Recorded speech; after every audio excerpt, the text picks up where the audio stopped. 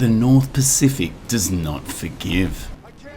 Out here, the water sits just a few degrees above freezing, and a man who goes overboard is counting his life in minutes, not hours. Steel groans under the weight of black water. Ice builds on the rigging faster than men can chip it away. And overhead, swinging in the dark, an 800-pound steel cage waits for one wrong step. Yet below this killing cold lies a fortune in living gold. Millions of crabs, worth more than most men earn in a year. So one boat throws off her lines and heads for the grounds. In a few weeks, she comes home with a full hold. Or she doesn't come home at all.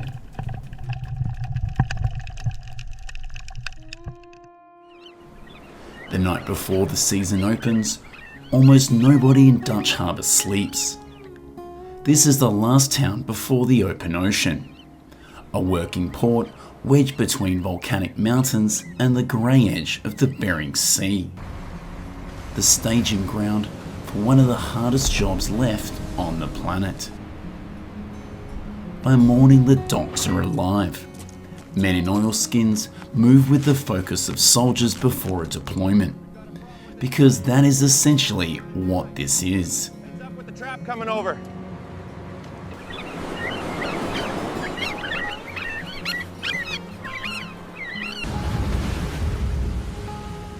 A crab boat is not just a machine.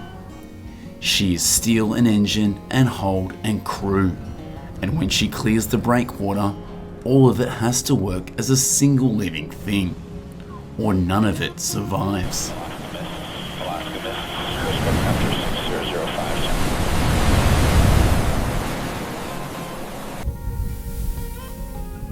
Below, every pump and valve gets checked twice. On deck, the real work begins. The pots come aboard one at a time. Steel cages 7 feet square, 600 or 800 pounds apiece. Empty, and there are dozens, sometimes hundreds, to be stacked and chained down until the deck vanishes under a wall of welded steel.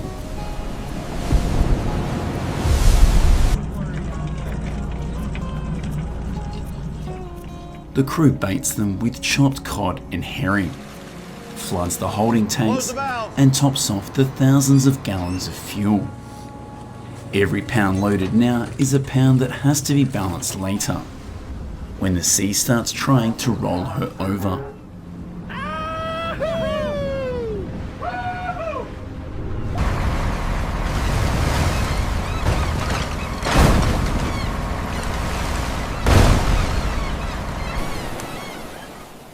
And every man aboard is running the same arrhythmic in his head. A crew is paid in shares, a cut of whatever the boat brings back. Fill the hold and a single season can pay for the entire year. Come home light and the trip can lose money before it earns a dime. Swallowed by fuel and bait and the cost of the boat herself.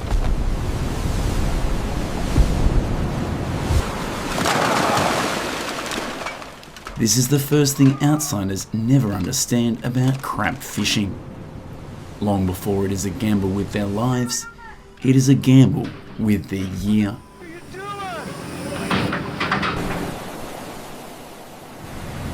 Then the forecasts come in and it isn't good. A system is building out over open water, earlier and meaner than anyone wanted. And the safe window to reach the grounds is already closing. Now the captain faces the first hard choice of many.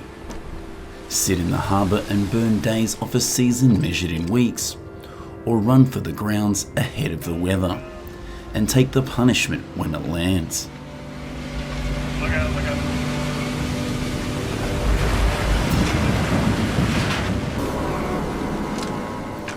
There is no version of this where they simply stay home. The season is open, the clock is running, and somewhere out past the breakwater, under hundreds of feet of freezing water, the prize is awaiting.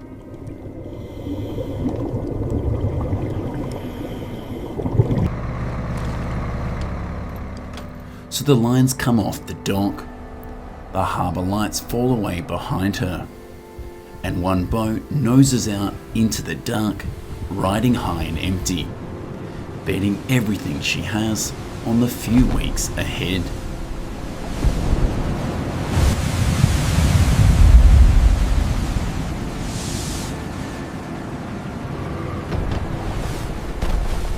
Between the harbour and the campgrounds lies hundreds of miles of the most dangerous open water on Earth.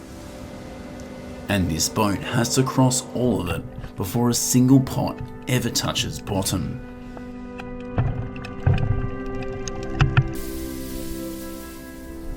Out here, the scale of things changes. Land disappears. The horizon shrinks to a moving circle of grey. And the boat that looks so solid at the dock suddenly feels very small. This is the Bering Sea, and it kills working men more reliably than almost any other job on the planet. Not by accident, but as routine.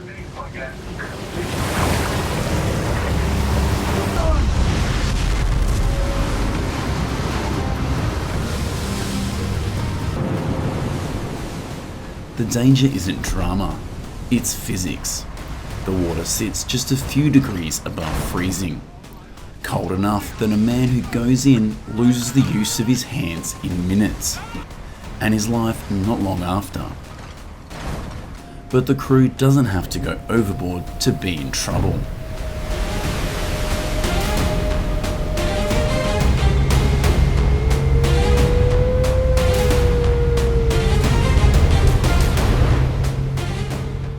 As the boat pushes north into colder air, spray freezes the instant it lands.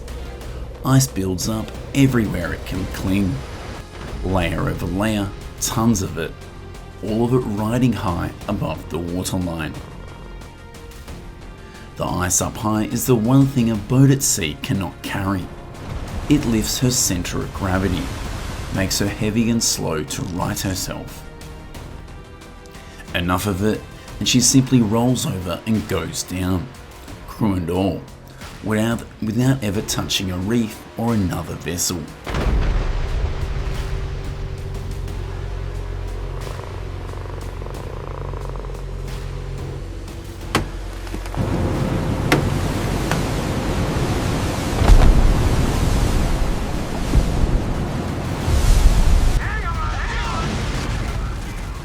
Then the first storm finds her.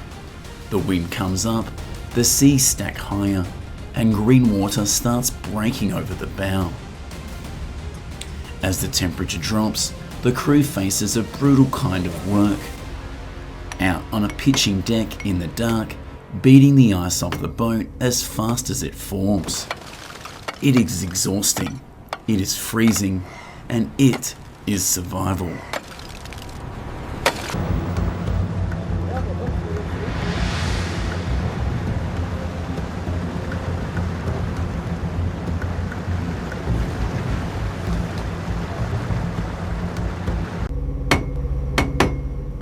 Stop chipping and the ice wins.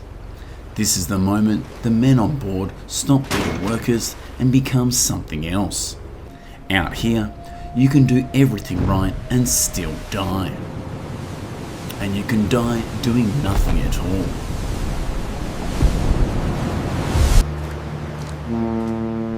Back at the dock, the gamble was about money. Out here, the stakes have changed. The boat that was an investment is now a life support machine. The only thing standing between a dozen men and water that would kill them in the time it takes to read this sentence.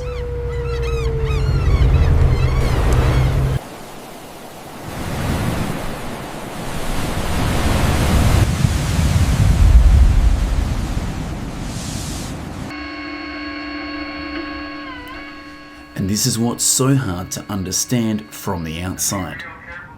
They are not reckless men. They check their gear, they read the weather, They know exactly what this sea can do, and they still point their bows straight into it anyway. Not because they don't fear it, but because waiting for them somewhere ahead under the storm is the only thing worth crossing for it.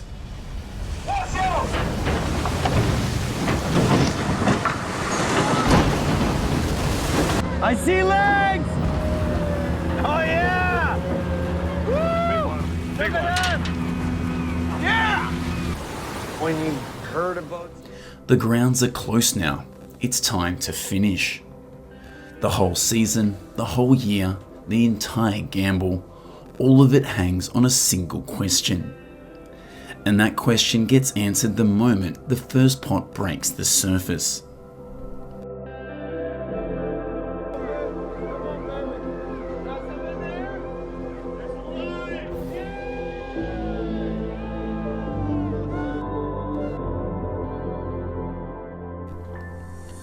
But before anything comes up, the gear has to go down.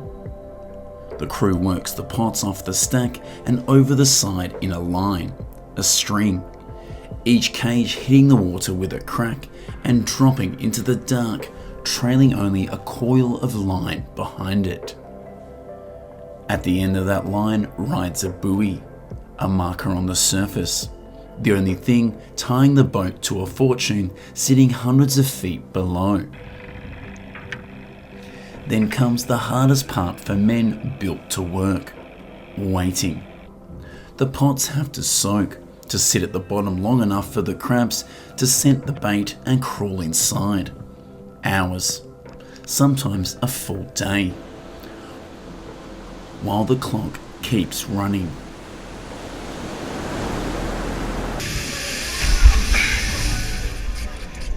When it's time, the boat comes back along the string, and the gear starts coming up off the bottom, foot after foot, the line rising out of the dark. And every man stops to watch the water, because nobody knows what's coming up. The same pot, the same bait, the same ground can give you a cage packed solid, or one with 3 crabs rattling around inside. There is no in-between feeling. It's relief, or it's a gut punch.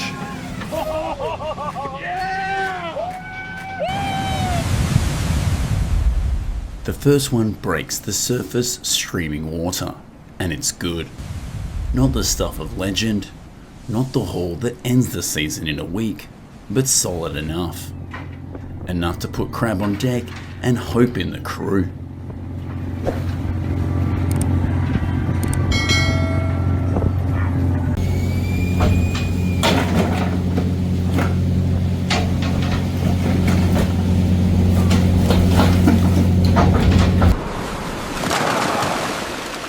Now the discipline kicks in. Not every crab counts. The men sort fast, by feel and by law. A male has to measure at least 6.5 inches across the shell to keep. Big enough that he's already had a season to breed. Everything smaller and every female goes straight back over the side. It isn't sentiment. It's how a male gets to father the next generation before he's ever worth keeping. And how there's a season to come back to it all. The keepers drop into the holding tanks below, flooded with circulating seawater to bring them home alive. Because dead crab is worth a fraction of live crab. Crab bite.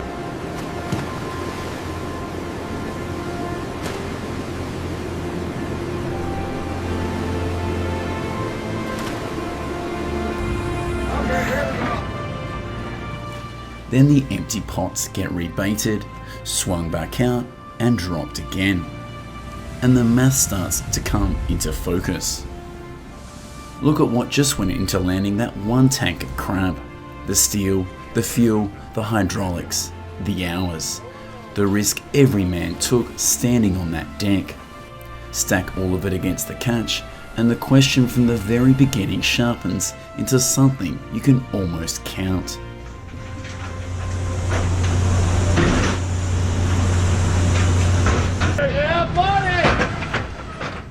just how much is a single crab really worth. The string is set, the boat settles in, and the grind begins. By the 5th day without real sleep, a man's hands stop feeling like his own, and the pots still have to come up one after another with no end in sight.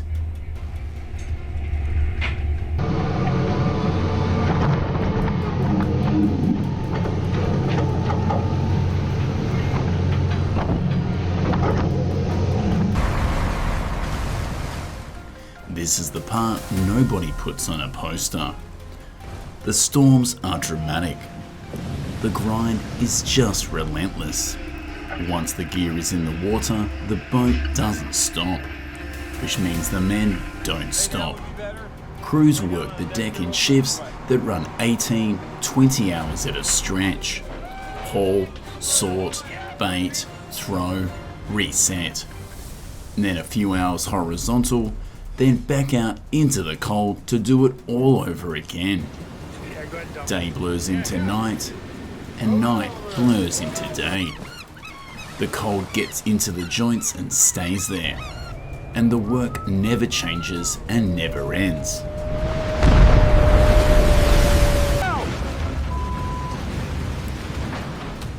This is when the sea collects most of its men. Not in the screaming heart of a storm, in the dull, frozen middle, when exhaustion has hollowed everyone out, and the deck stops getting the respect it demands. Because that deck is the most dangerous workplace on Earth, and it punishes the smallest mistake. There are loaded cables under enormous tension, ready to part. There are 800-pound pots swinging on the block. And there is a steel floor coated in water and slime and crab, pitching underfoot with every wave. Tired men make small errors here, but small errors here are not small. Come on, give me some paper towels, will you? Ah! There, stay like that for a second. Let me get the oil off, okay? Because I don't want to wash it. On a deck like this, one bad wave is all it takes. A man loses his footing, and suddenly the only thing between him and the water that kills in minutes is the reach of the men beside him. Out here, that distance, a near miss and a man gone, is about the length of an outstretched arm.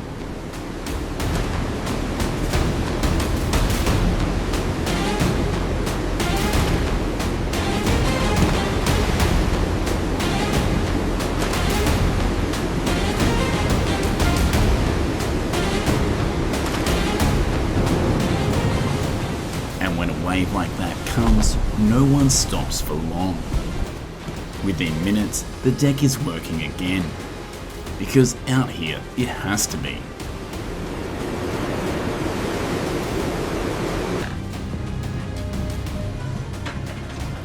This is the real answer of how sane men end up here. They aren't daredevils. They aren't chasing death. They're ordinary men. Fathers, sons, guys with bills, enduring something extraordinary, hour after grinding hour, because of what's waiting at the end of it. The danger isn't a thrill, it's the price, and they pay in installments. Every single day they're out here.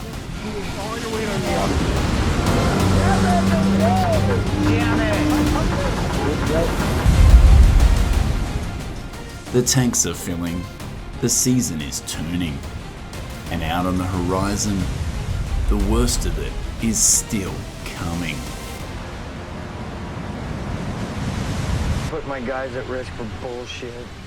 The hold is nearly full, the quota is almost met, and that is exactly the moment the sea decides to send the worst it has.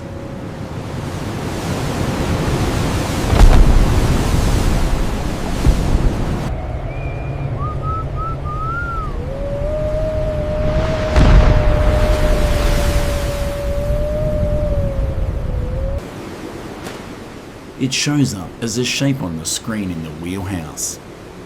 A system wider than anything they fought all season. Hundreds of miles across, and it is tracking straight for the grounds.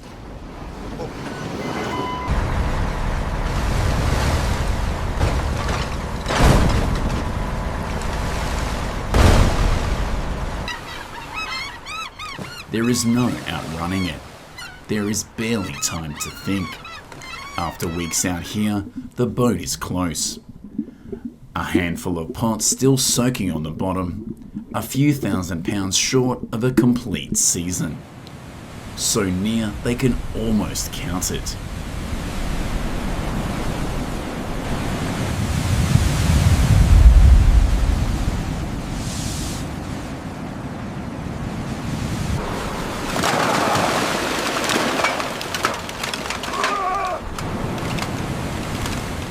Here is the cruelest arrhythmic the Bering Sea ever offers a crew. Turn for land now, make for the shelter of the islands, and leave the last of the catch where it is. Crab already paid for in fuel and bait and weeks of punishment, abandoned within sight of the finish line.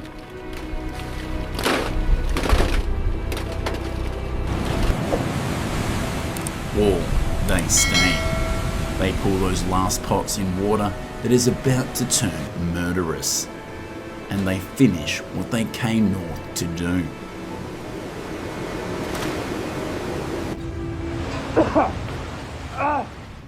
They stay. Of course they stay. Not out of bravado, out of the same hard logic that's driven every decision since the lines came off the dock. You don't burn an entire season to run from the last hour of it. Push it over now! Watch the line! The current is crashing into the wind. When the storm lands on them, the wind goes from loud to deafening. The seas stack up and start breaking green over the bow, burying the deck, then draining away through the rails just in time for the next one.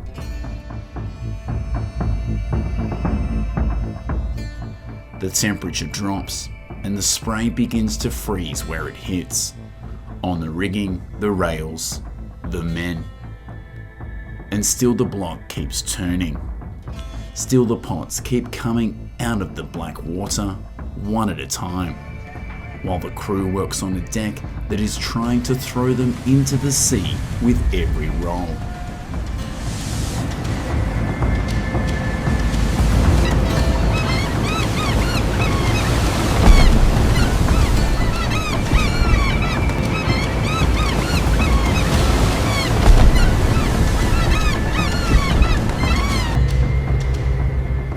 That is the question that has run beneath every mile of this season. Push now to its sharpest possible point. The fullest hold and the deadliest moment are not two different nights. They are the same night. The richest the boat will ever be is the instant she is most likely to go down. Crew, crab, and steel. All of it. Into water that erases men without a trace. Hold on to something. Mayday, mayday, we're sinking.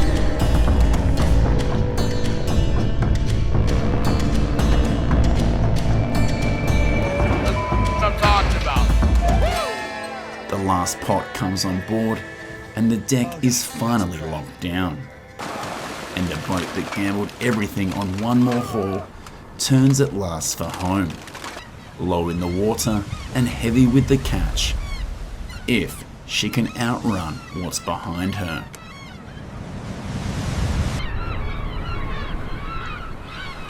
When the low grey skyline of the Dutch harbour finally climbs back over the horizon, every man on deck stops to look. Not at the harbour, at the answer.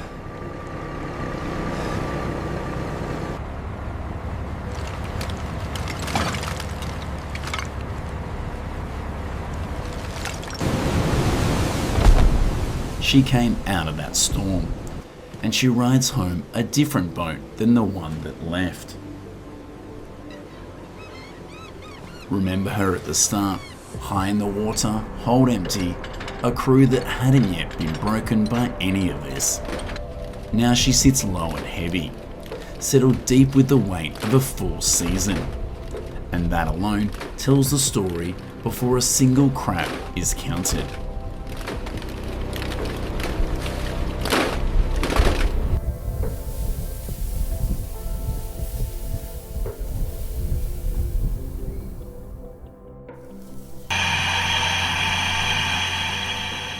Then comes the reckoning.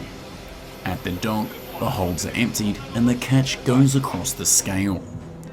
And weeks of suffering get converted into the only thing the outside world will ever see: a number.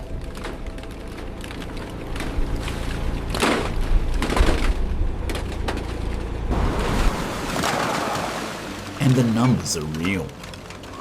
In a recent Bristol Bay season, processors paid fishermen around $10 a pound for these crab at the dock. At the peak, when pandemic demand collided with collapsing supply, the price touched nearly $12 a pound, an all-time record. And to feel how far that climbed, a decade earlier it sat at roughly $5. Here at the boat dock.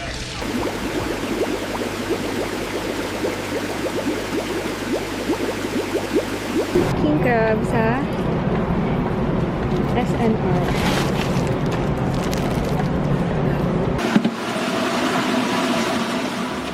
A big legal male red king weighs around 7 pounds.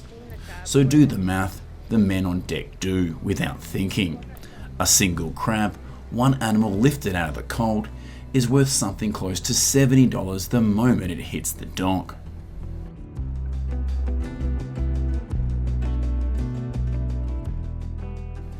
And the men are paid in shares of it. A deckhand can clear tens of thousands of dollars from a single season's work. Work the full crab year across the king, snow and tanner fisheries, and the take can run past $100,000, with a captain earning 2 to 3 times that. For a few weeks on the water, that is a fortune. It is also the entire point.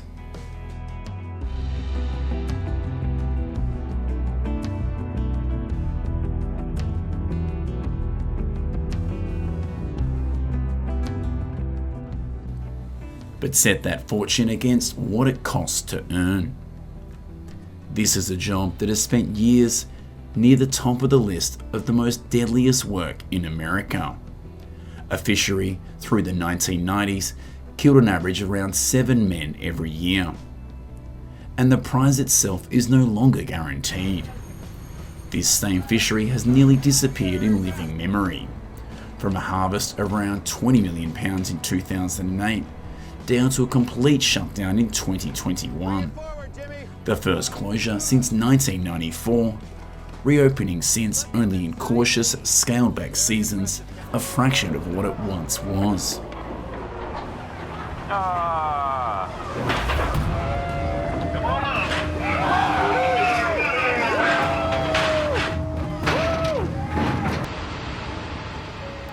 So set it all on the scale together. Ask the question the whole season has been asking. What is a single crab actually worth?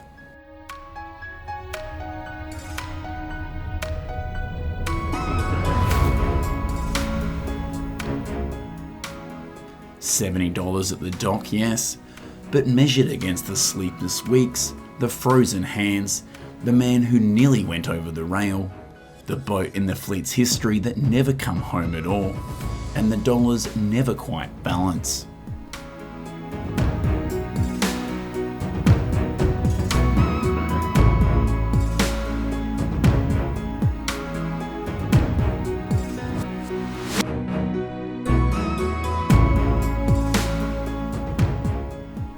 A crab out here isn't priced in money.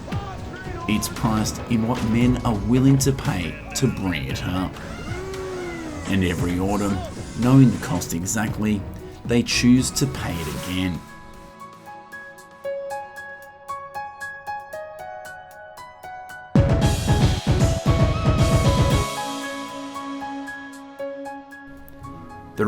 is finally in hand. But the sea keeps no ledger. Next October, the hold will be empty again, the forecast uncertain again, and the same brutal gamble will begin from nothing, as if none of it has ever been won.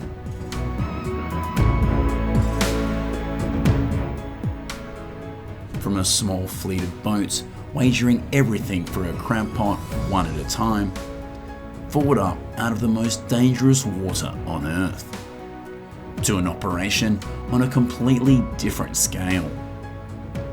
Because half a world away, another nation pulls life from the sea, not by the potful, but by the millions of tons.